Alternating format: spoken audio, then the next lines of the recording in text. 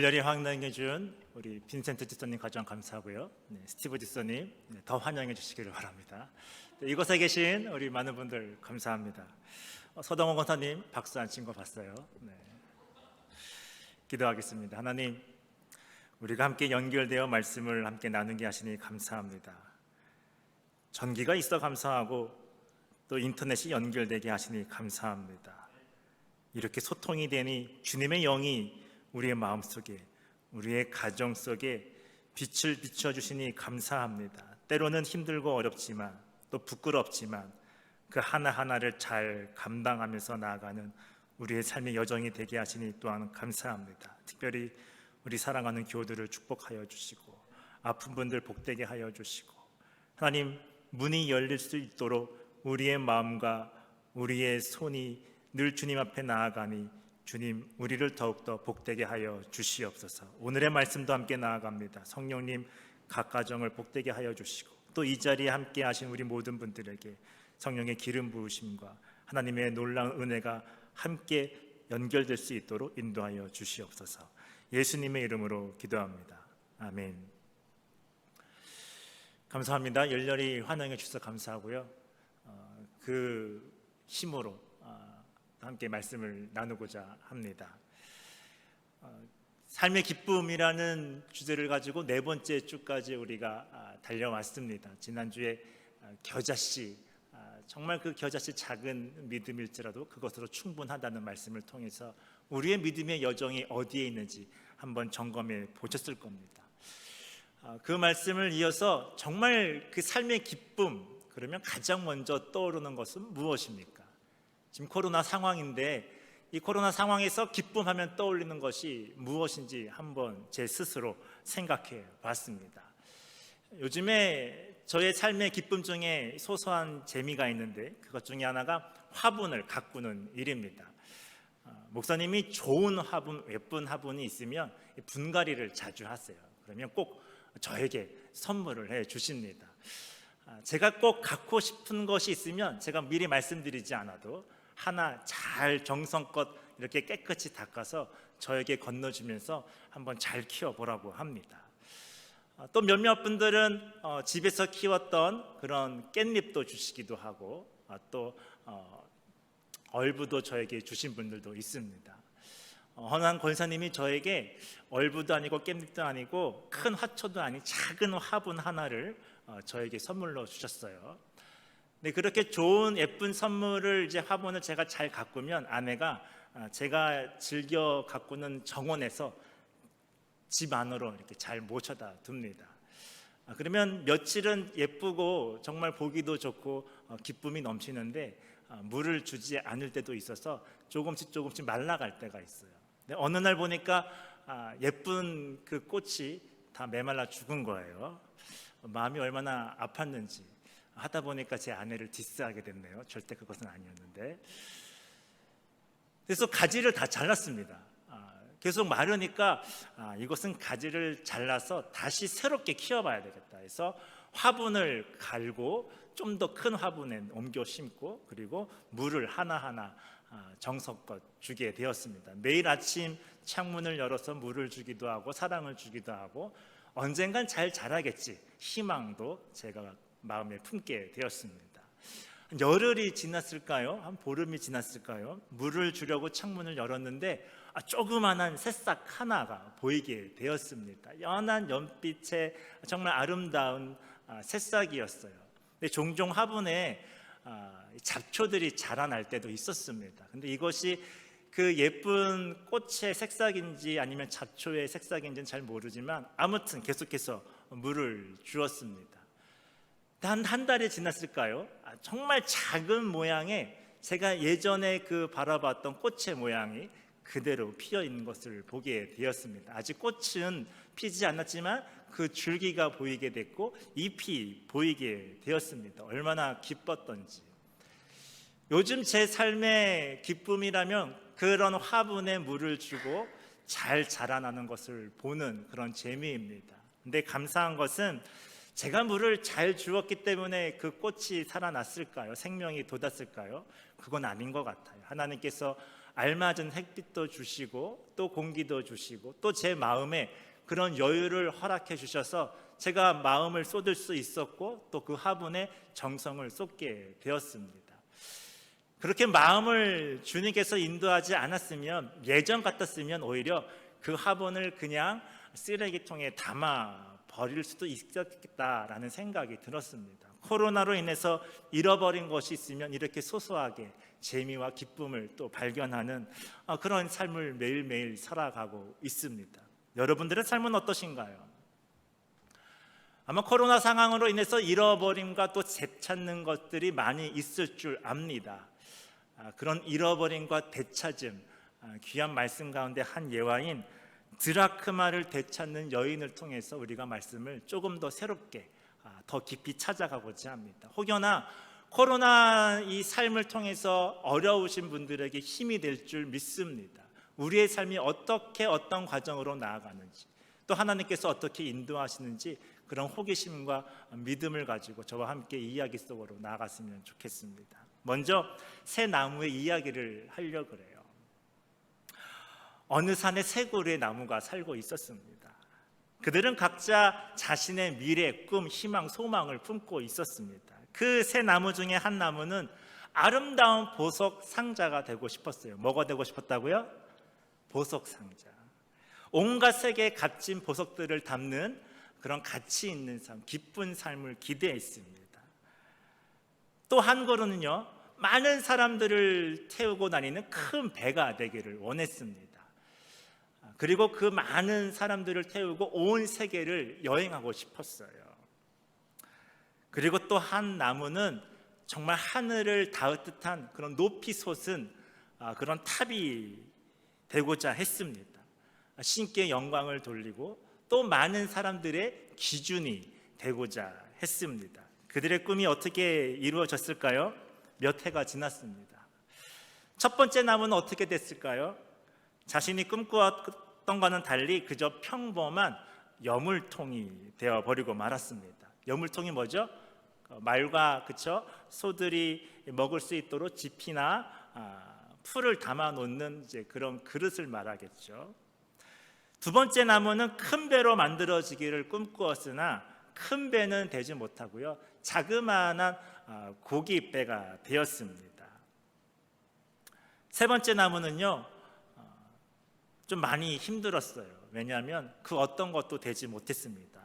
그냥 몸통이 잘린 통나무로 되어버려서 산 아래의 통나무 더미에 그냥 놓아지게 되었습니다. 새 나무는 자신들이 꿈꾸던 대로 미래가 이루어지지 않자 매우 슬펐습니다. 마음도 아팠고요, 내 삶에 대한 원망과 또 한탄까지 하게 되었습니다. 그리고 오랜 시간이 지났어요.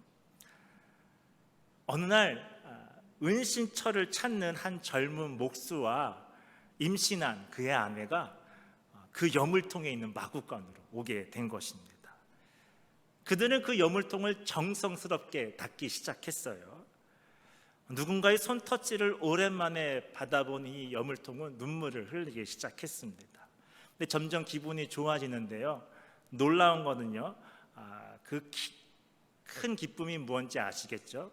새로 태어난 아기를 담는 그런 요람으로 사용되어지게 되었습니다.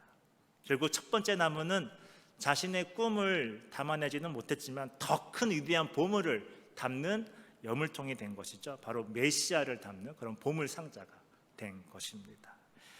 그리고 30년이 지난 어느 날이었어요. 한 사람이 갈릴리아 호숫가로 다가옵니다. 그리고 몇 명의 어부들과 함께 그 작은 고깃배에 오르는 거예요. 그 자그마한 고기잡이 배에 올라 사람들에게 진리의 말씀을 가르치기 시작했습니다. 더 놀라운 것은요, 호수를 물 위를 걷는 그 사람을 보게 되었고요, 또 험난 파도와 물결을 잠재우는 그런 능력도 바라보게 되었습니다. 또 놀라운 것은 아픈 사람들을 치유하는 그 사람을 보게 된 거죠. 결국 그 고기잡이 배는요, 큰 어떤 고깃배의 꿈은 이루지 못했지만 예수님과 함께 진리를 전하는 사람 낚는 어부들을 싣고 다니는 배가 되었다고 합니다. 마지막 이야기는 여러분들이 이제 어느 정도 짐작하실 것입니다. 그 후로 몇 년이 지났어요? 3년이 지나게 됩니다. 통나무 더미에 쌓여져 있던 세 번째 나무, 이 나무는 그 사람이 골고다 언덕에서 못 박혀 십자가로 사형되어지게 되었습니다. 아무도 쳐다보지도 않았던 그 통나무, 그렇게 버려졌다는 그런 사건으로 많이 힘들었는데 진리를 통해, 정말 진리를 통해 세상을 구원하시는 구세주를 모시는 그런 영광을 입게 되었던 것이죠. 이 새 나무의 이야기를 제가 읽으면서요, 동화 이야기인데요, 참 많은 걸 깨닫게 됩니다. 새 나무가 꿈꾼 것들은 다 잃어버리게 되었지만, 그들의 삶은 사라진 듯 했지만, 자신의 가치를 잊었다고 그렇게 여겨졌지만, 그 가치를 인정해 주는 그 때와 시기를 잘 만났고요, 그리고 사람들을 만났습니다. 그리고 더 이상 그들은 버려진 슬픔으로 끝나지 아니하고 참된 기쁨, 참된 가치 있는 삶을 살아가게 되었다는 이야기로 여겨지게 되었습니다. 우리 모두는 코로나 상황으로 인해서 꿈꾼 것들을 잃어버린 사람들이 분명히 있었을 것입니다. 하지만 잃어버린 것으로 끝나지 아니하고 새롭게 되찾는 그와 같은 일들을 또 발견하신 분들도 있을 것입니다. 자세히 보면요, 현재의 모습을 놓고 보면 우리의 삶의 기쁨이 사라진 것으로 쉽게 이 상황을, 이 시대를 결론 지을 수 있겠지만, 인생 전반을 놓고 보면 아직까지도 무궁무진한 하나님의 은혜가 곳곳에 도사리고 있다. 그런 기회가 우리 앞에 놓여져 있다. 왜냐? 미래는 우리의 것이기 아니기 때문에, 하나님의 것이기 때문에, 하나님이 언젠가는 우리 앞에 삶의 끝에 기쁨으로 인도해 주실 줄 믿습니다. 새 나무의 마지막 이야기처럼 오늘의 말씀도 마찬가지죠. 잃어버린 드라크마 한 여인의 삶의 끝이 어떻습니까? 그 말씀을 함께 묵상해 보고자 합니다. 아마 여러분들도 잃어버린 것에 대한 애태움을 느껴보신 적이 있었을 거예요. 얼마나 마음이 안타깝겠습니까? 물건이 아닌 가장 사랑하는 사람을 잃어버린 마음은 이루 말할 수 없을 것입니다. 또한 사람이 아닌 자기가 지금까지 살아왔던 그 직장의 잃어버림의 아픔도 동일할 것입니다. 수십 년 한 곳에 머물러 있던 그런 집을 떠나보내는 그 마음도 마찬가지일 것입니다. 아무튼 우리들의 수많은 드라크마의 한 잎은 여러 가지가 있겠지만, 그 잃어버린 것을 통해서 되찾는 과정의 이 이야기, 이 말씀을 통해서 우리에게 힘이 되어지는 것은 그 과정이 매우 뜻깊기 때문입니다. 그래서 되찾는 드라크마의 오늘의 말씀은 우리에게 중요한 원리 하나를 머릿속에 기억해 주게 됩니다. 그것은 잃어버림과 되찾음의 과정에서 하나님께서 어떻게 인도하시는지,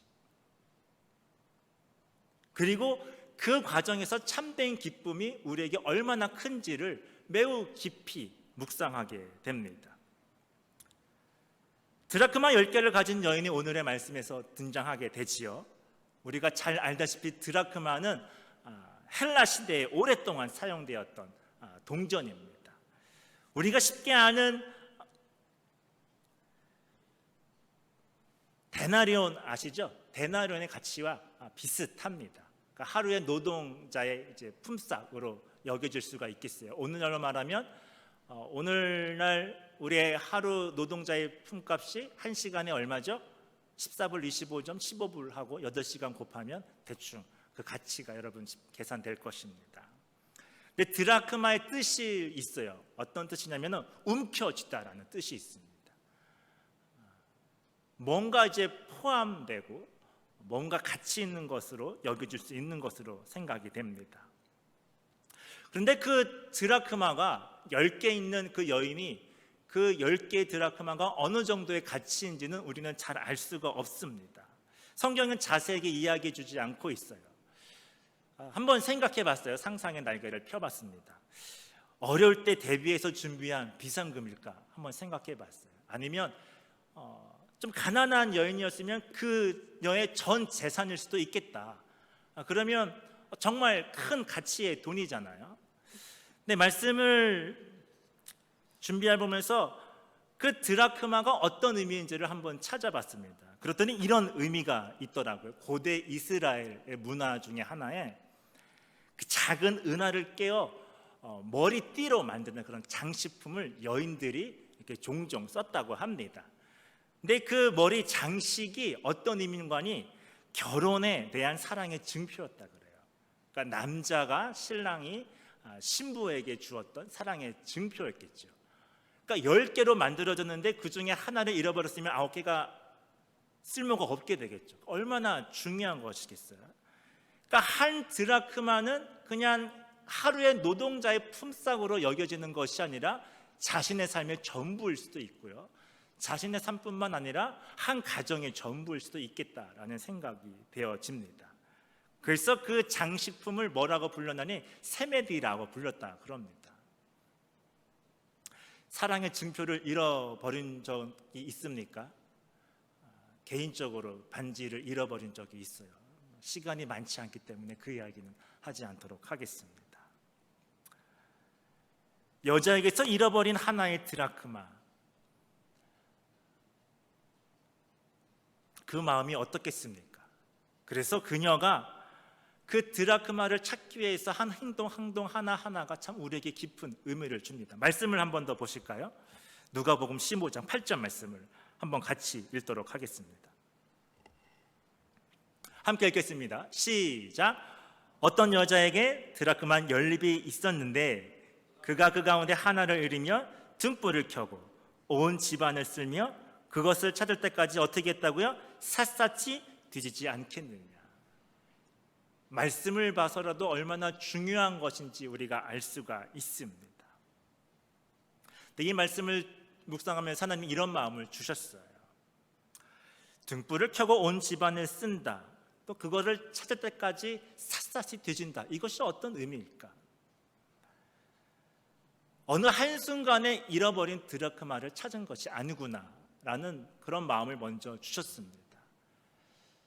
한순간이 아니면 때로는 그 시간이 길게 느껴질 수도 있겠습니다. 몇 년이 걸릴 수도 있겠고요, 아니면 세월이 계속해서 흘러갈 수도 있겠다. 쉽게 찾을 수 없도록 혹시 사단이 방해하는 것은 아닌가, 그런 마음을 느낄 수도 있었을 것 같아요.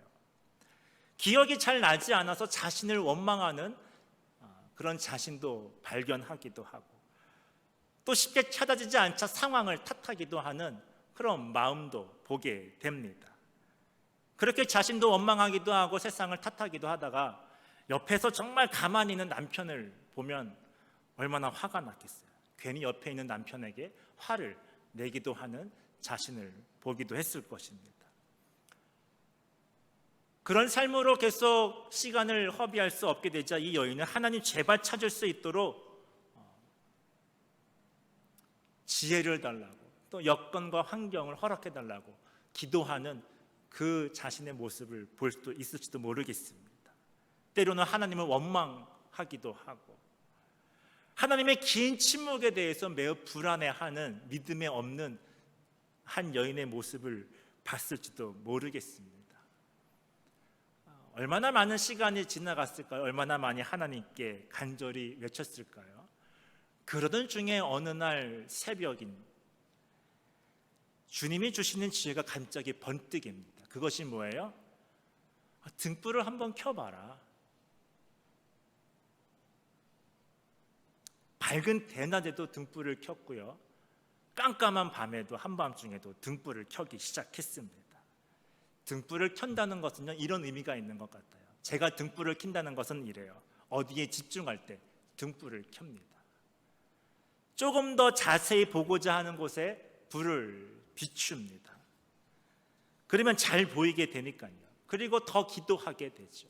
더 묵상하게 됩니다. 집안에 촛불을 킨 것과 켜지 않는 차이점이 무엇이냐면 제 마음가짐이 달라집니다. 이상하게 촛불을 켜면요, 제 마음이 달라지는 것을 느끼게 돼요. 힘든 일상의 나날을 경험하면 경험할수록 촛불을 볼 때마다 제 마음이 조금 더 여유로워지는 것을 경험하게 됩니다. 정말 삶을 포기하고 싶을 때, 더 이상 찾아지지 않으니까 그냥 포기하고 다른 뜻깊은 일에 우리가 관심을 두고 또 시선이 갈 때가 있어요. 하지만 포기하지 않고 주어진 내일을 하나하나 잘 감당하면서 어디에 집중해야 할지를 보다 간구했을 것입니다. 뭘 키면서요? 등불을 키면서. 다니엘서에도 등불을 키는 장면이 나옵니다. 언젠가니 왕의 신하들이 다니엘을 모략할 때가 있어요. 위험에 빠뜨리려고 모의할 때가 있었습니다. 근데 그는 그런 세계의 그런 삶의 그런 환경에 타협하지 않고요, 등불을 켭니다. 어떻게? 기도의 등불을 핍니다. 분명히 자신이 기도하면 어려운 처지에 빠질 줄 압니다. 사자굴 속에 들어갈 줄 알아요.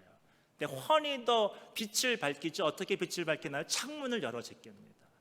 빛을 들어오게 한다는 거예요. 그리고 기도의 불을 태웁니다. 그렇게 기도의 불을 태우는 습관 중에 갑자기 하나님께서 지혜를 주세요.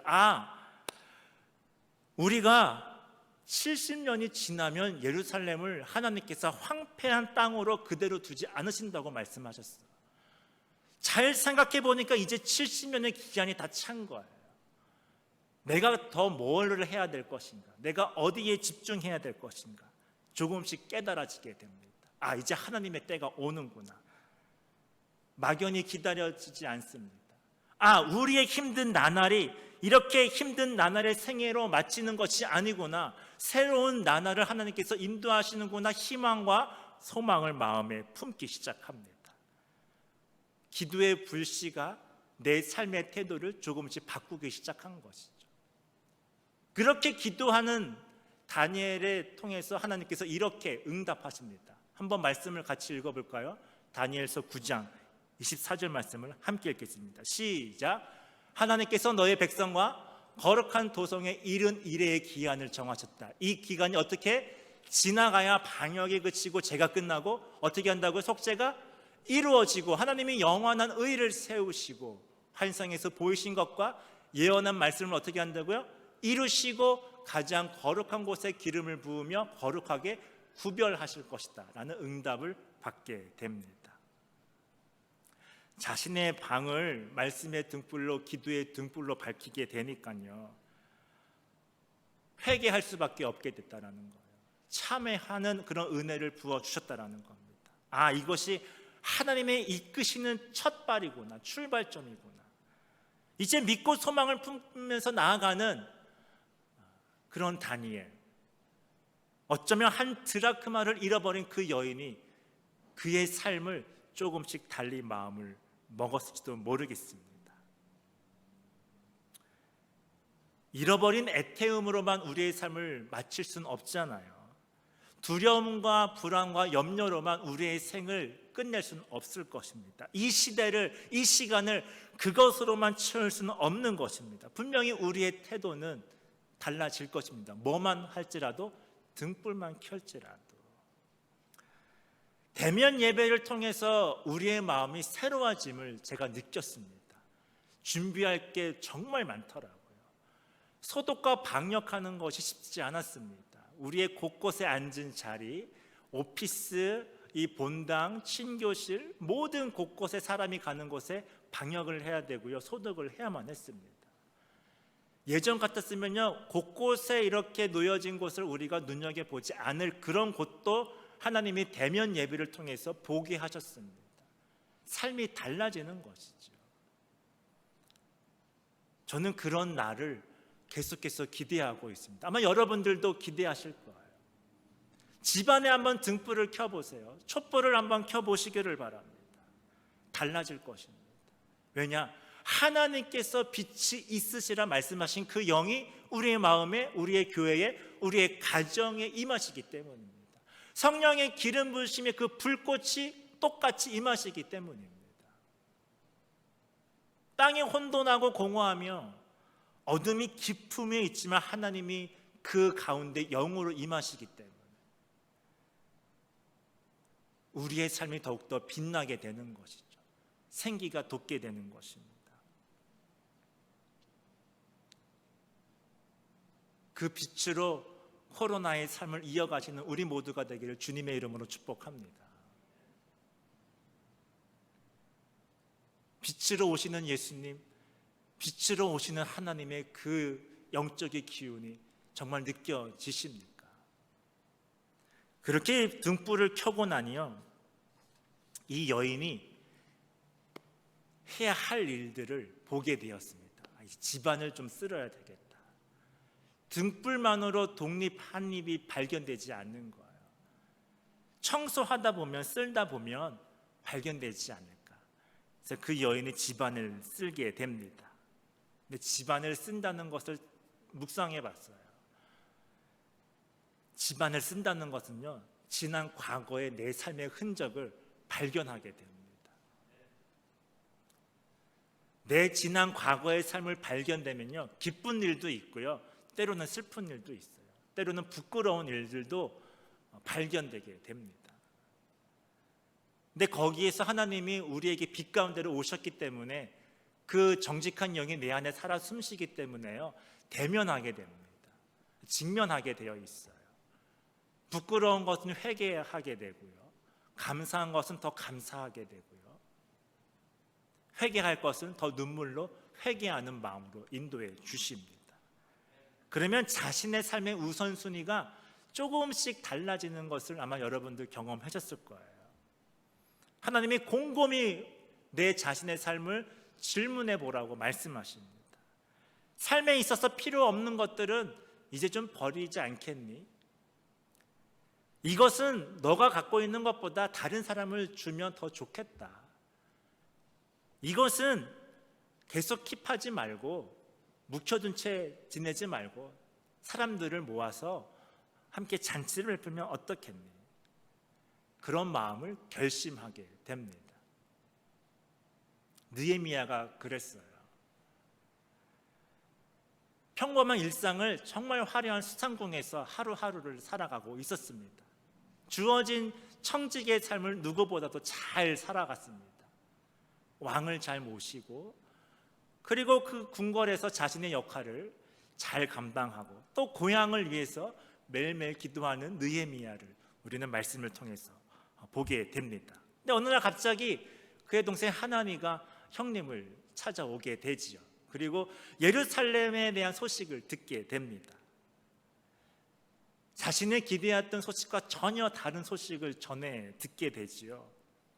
느헤미야가 이렇게 듣습니다. 형님, 그곳에 살고 있는 사람들은요, 고생이 아주 심해요. 어심 여김도 받고 있고요, 예루살렘 성벽은 허물어졌고요, 성문들은 다 불에 탔습니다. 느헤미야가 이 이야기를 듣자마자 그 전에 평범한 삶이 달라지기 시작합니다. 뉴노멀의 삶을 살아가기 시작해요. 일상이 무너졌습니다. 마음이 아팠고요, 그래서 계속해서 눈물을 흘릴 수밖에 없었습니다. 슬픔에 잠긴 채 하루하루를 금식하며 기도했던 느헤미야를 여러분 떠올릴 수 있을 것 같아요. 잃어버렸다라는 것은 이런 것 같아요. 그것의 일상은 우리에게 새로운 뉴노멀을 가져다 줍니다. 코로나로 인해서 새로운 뉴노멀의 삶이 아니라 우리는 무엇을 잃어버리며 새로운 삶을 하나하나 직면하게 됩니다. 한 드라크마를 잃어버린 채 살아가는 한 여인의 삶도 마찬가지입니다. 잃어버리기 전과 후는 분명히 다른 삶을 살아가고 있잖아요. 슬픈 소식을 들은 느헤미야의 삶이 조금씩 바뀌어지기 시작합니다. 가만히 수상궁에 머무르면서 자신의 삶을 지속할 것인지, 아니면 예루살렘을 계속 하나님께서 마음을 주시는데 내가 채비를 잘 준비하고 예루살렘을 향해서 떠나가야 될지, 과연 떠나가면 어떻게 준비해야 될지 하나님께 기도로 아뢰게 됩니다. 그러면서 자신의 목적이 조금씩 바뀌어지게 되지요. 느헤미야는 기도를 통해서 때를 준비합니다. 그리고 마음에 확실한 결심을 갖게 되죠. 가지칠 것은 가지치고 내려놓을 것은 내려놓습니다. 예루살렘을 향해야겠다. 내가 잃어버린 것을 되찾아야 하는데 그 되찾는 것은 예루살렘을 위해서 떠나가야겠다라고 마음을 먹게 됩니다. 등불이 밝혀졌으니 해야 될 것이 뚜렷하게 보이게 된다라는 겁니다. 그래서 집안을 쓴다, 이 말씀을 우리의 삶에 적용해 보면요, 내 지난날의 모든 과거의 삶을 관찰할 수 있는 기회를 주신다라는 거예요. 종종 예린이와 예향이와 아내와 예전에 찍었던 사진과 그 영상을 보게 됩니다. 한국에 있을 때 그 찍은 사진을 보면 그때를 추억하게 되고, 또 미국에 와서 여행했던 그런 사진들을 보면 미국의 삶을 다시 한번 점검하게 됩니다. 그때 이렇게 살았지. 때로는요, 거라지에 쌓여져 있는 그런 물건들을 보면서 우리의 삶이 조금씩 달라질 때가 있습니다. 이것은 누구에게 좀 선물해 주면 좋겠다. 집안을 쓴다는 것은 그런 거예요. 집안을 쓰고 나서 보니까 찾았어요, 안 찾았어요? 찾아지지 않게 되니까 이제 어떻게 해요? 찾을 때까지 샅샅이 집안을 정리하게 됩니다. 집안을 정리해 보신 분들이 있을 거예요. 버려야 할 것이 무엇인지 분명해집니다. 이제는 우선순위 리스트로만 끝나지 않고요, 분명히 버려야 될 것은 버리고, 킵할 것은 킵하고, 나눌 것은 나누게 됩니다. 이것은 이웃들과 함께 나눠야 되겠다. 이 정도 맞으면요, 분명히 자신의 삶은 달라지게 되어 있습니다. 하나님이 그렇게 인도하셨잖아요. 이미 이 여인은요, 한 드라크마를 찾지 않아도 삶의 기쁨은 충분히 누리고 있는 줄 압니다.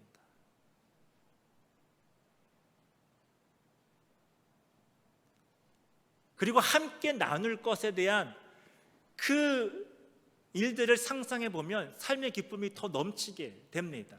왜? 기쁨은 함께 나누면 나눌수록 큰 의미가 더해진다고 하잖아요. 근데 우리가 여기에서 조심해야 될 것이 하나 있습니다. 그것이 무엇이냐면 기쁨과 재미의 차이입니다. 삶의 재미는요, 계속해서 재미를 찾게 됩니다. 그렇게 욕구가 찾아가게 되는 것 같아요.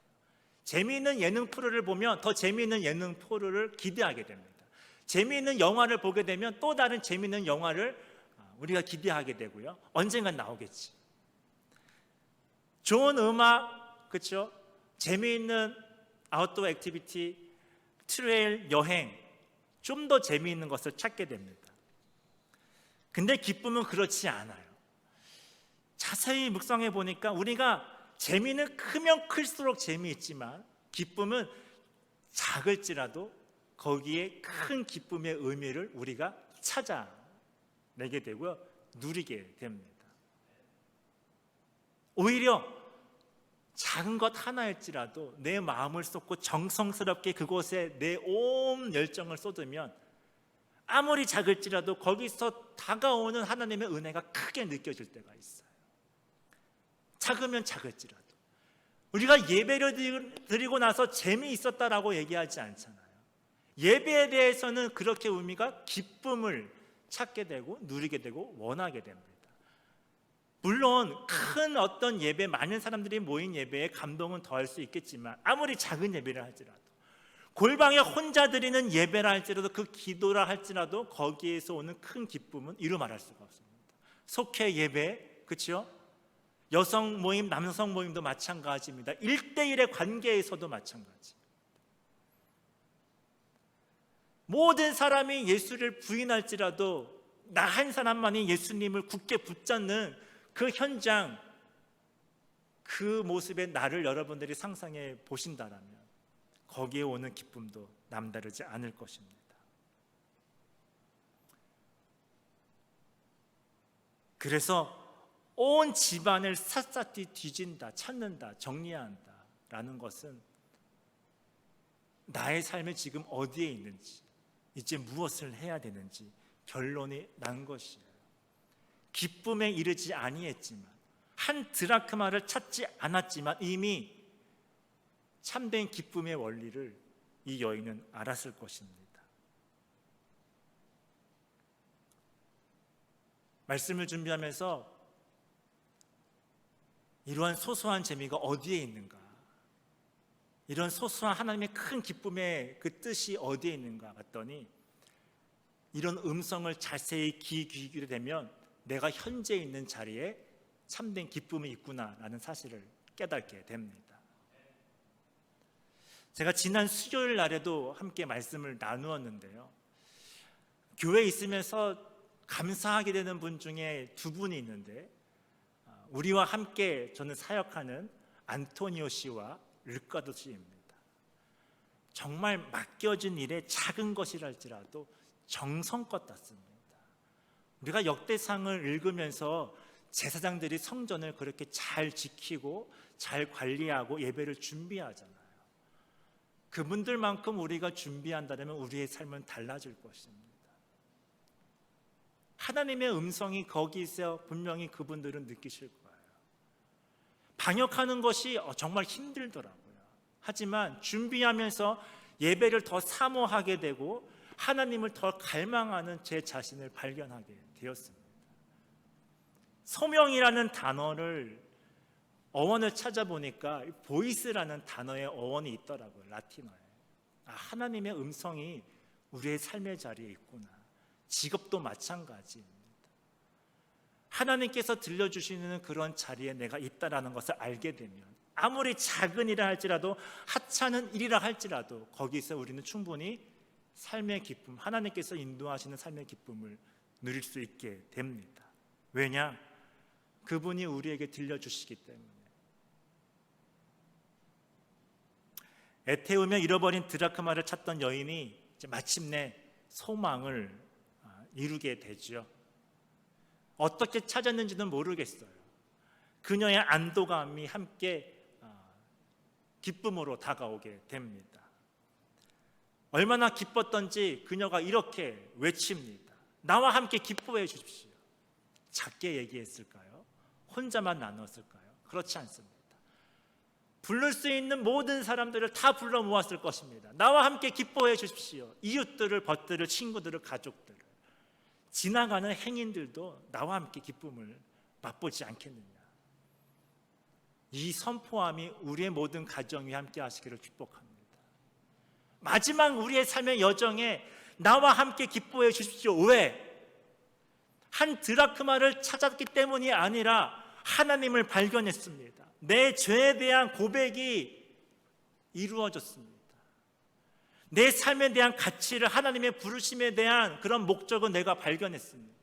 수많은 이유가 있을 것이, 아무리 작은 것 하나라 할지라도 나와 함께 기뻐해 주십시오라고 우리가 외치는 그런 축복이 우리의 삶에 가득하기를 주님의 이름으로 축복합니다. 이렇게 잃어버린 것을 되찾는 그 여인의 기쁨이 느껴지십니까? 또 기쁨에 이르기까지 얼마나 많은 수고와 눈물과 땀이 흘렸는지 여러분 경험으로 다가오십니까? 녹록지 않는 삶임을, 녹록지 않았던 삶의 여정임을 우리가 발견하게 됩니다. 때로는 새 나무의 이야기처럼 우리가 꿈꾼 것들이 잃어버린 그런 삶을 오늘날 우리는 더 살아가고 있을 줄 모르겠습니다. 잃어버린 직장으로 인해서 불안한 미래를 계속해서 염려로만 채워갈 수도 있는 우리의 삶 또한 바라보게 됩니다. 또 주변의 코로나의 환자 발생으로 인해서 우리의 마음가짐이 조금씩 달라지고 있음을 또 느끼게 됩니다. 하지만 우리의 삶이 우리의 뜻대로 되지 않을지라도 하나님께서 이끄시는 그 과정에서 주시는 그 은혜가 얼마나 큰지를 다시 한번 생각하는 이 말씀에 함께 고백했으면 좋겠습니다. 삭개오의 마지막 기쁨 떠올릴 수 있을 것입니다. 선한 사마리 여인의 마지막 기쁨도 여러분 떠올릴 수 있을 것입니다. 성경에 나오는 수많은 사람들의 인물 왜 마지막에 기쁨으로 여겼을까요? 예수님이 먼저 다가와 주십니다. 그리고 자신이 들고 있던 물동이를 버리라고 말씀하시지 않았지만 스스로 내려오고 버려두고 이웃들을 찾아가는 그 마지막 기쁨의 여정. 오늘의 말씀도 마찬가지입니다. 9절 10절 말씀을 한번 읽어보실까요? 그래서 찾으면 벗간 이웃 사람들을 불러 모으고 말하기를 나와 함께 기뻐해 주십시오. 잃었던 드라크마를 찾았습니다. 할 것이다. 그러면서 이렇게 말씀하시죠. 내가 너에게 말한다. 이와 같이 회개하는 죄인 한 사람을 두고 누구도 기뻐한다고요? 하나님의 천사들이 기뻐할 것이다. 왜냐하면 기쁨의 주인은 하나님이시기 때문에, 예수님이시기 때문에 이렇게 이야기합니다. 요한복음 15장 11절 말씀 함께 읽어볼까요? 스크린을 보시고 함께 읽겠습니다. 시작. 내가 너희에게 이러한 말을 한 것은 내 기쁨이 누구한테 있다고요? 너의 안에 있게 하고 또 너의 기쁨이 어떻게 한다고요? 넘치게 하려는 것이다.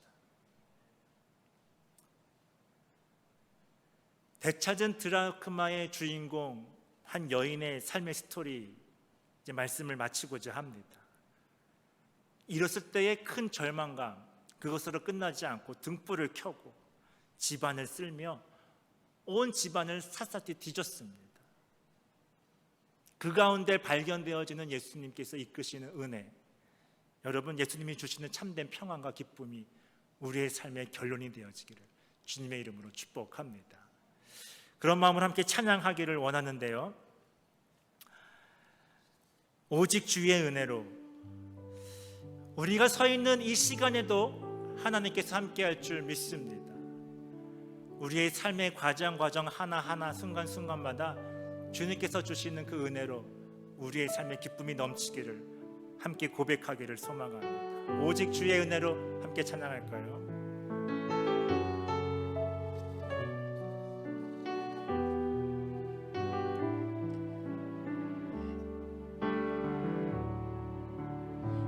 오직 주의 은혜로 지금 여기 서 있네. 한없는 경배, 한없는 찬양, 내 영혼 예배 드리네. 나를 위해 이 땅에 오신 주의 그네,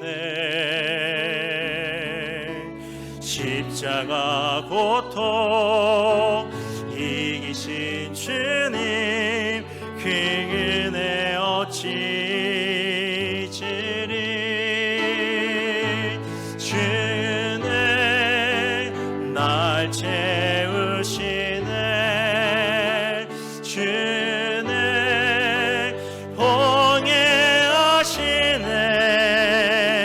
사랑하는 동안 은혜로만 살리 십자가. 우리 일어나서 한 번 더 찬양하겠습니다. 오직 주의 은혜로, 오직 주의 은혜로 지금 여기 서 있네. 지금 여기 서 있네. 한없는 경배, 한없는 찬양, 내 영혼 예배 드리네. 나를 위해 이 땅에 오신, 나를 위해 이 땅에 오신 주의 그네,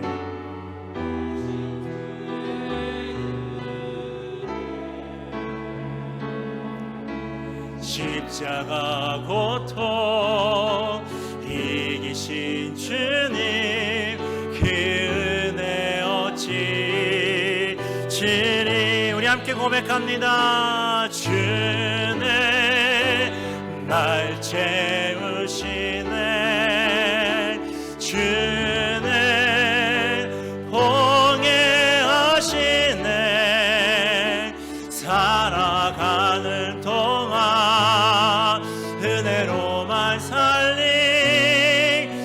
십자가에